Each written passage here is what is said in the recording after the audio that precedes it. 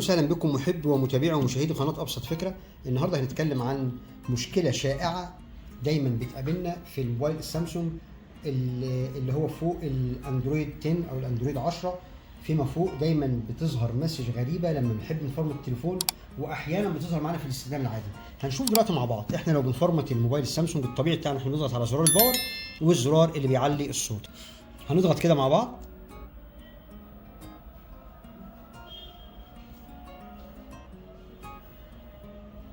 طبعا بنستنى لحظه لغايه ما الموبايل يعمل فايبريشن وبعد كده نبتدي نسيب ايدينا. تمام، يمكن احنا سمعنا صوت الفايبريشن، نبتدي نسيب ايدينا كده.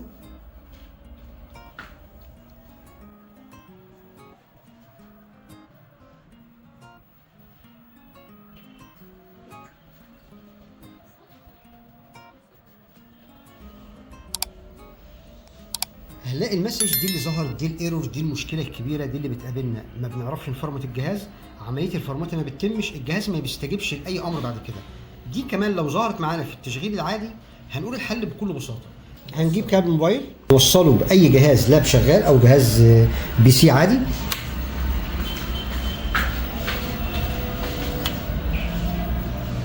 مش هنعمل اي حاجه غير ان احنا نوصله باللاب، بس اللاب يكون مفتوح مش اكتر من كده. وهنشوف دلوقتي الخطوات اللي هنعملها مع بعض. بعد ما وصلنا الكابل باللاب وهنخلي ده بيكون شغال من غير ما نفتح اي برامج يا جماعه زي ما اكدنا، وهنعمل باور اوف. هنضغط على زرار الباور والزرار اللي بيعلي الصوت كالمعتاد. ضغطه مطوله طبعا، مش هنسيب ايدينا غير لما نسمع التكه الفايبريشن اللي هيعملها الجهاز. تمام كده فتحنا البوت منيو بسهوله، وصلنا بسهوله جدا.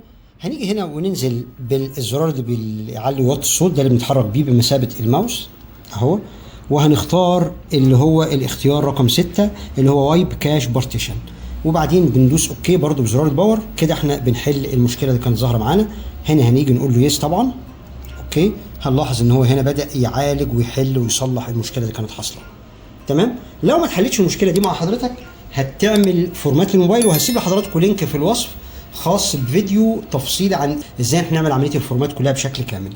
تمام، هنا هنقول له روبوت سيستم ناو، ندوس اوكي برضو. الجهاز ان شاء الله هيشتغل بشكل طبيعي جدا، هيبقى الجهاز اسرع بكتير طبعا. هتلاقي الجهاز بقى يعني في الاستخدام طياره زي ما بيقولوا. هتلاقي كل الحاجات اللي كانت بتعلق الاول وكل المسج اللي كانت بتظهر بتاعه الايرور اللي احنا شفناها مع بعض كانت بتظهر في وسط الاستخدام هتختفي تماما. البرامج هتبقى سهله، هيبقى التأليف في الموبايل سلس ان شاء الله، يعني هيفرق كتير مع حضراتكم.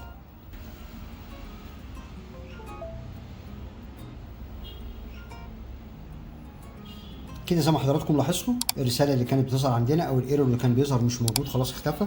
الموبايل بقى بشكل طبيعي جدا ما فيهوش اي مشكله.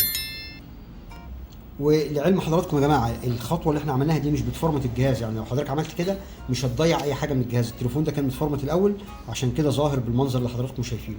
اشكركم جزيلا واتمنى الفيديو يعجب حضراتكم، واللي يعجبه الفيديو يا ريت يكرم علينا باللايك، واللي مش مشترك معانا في القناه يا ريت تشرفنا بالاشتراك. شكرا جزيلا.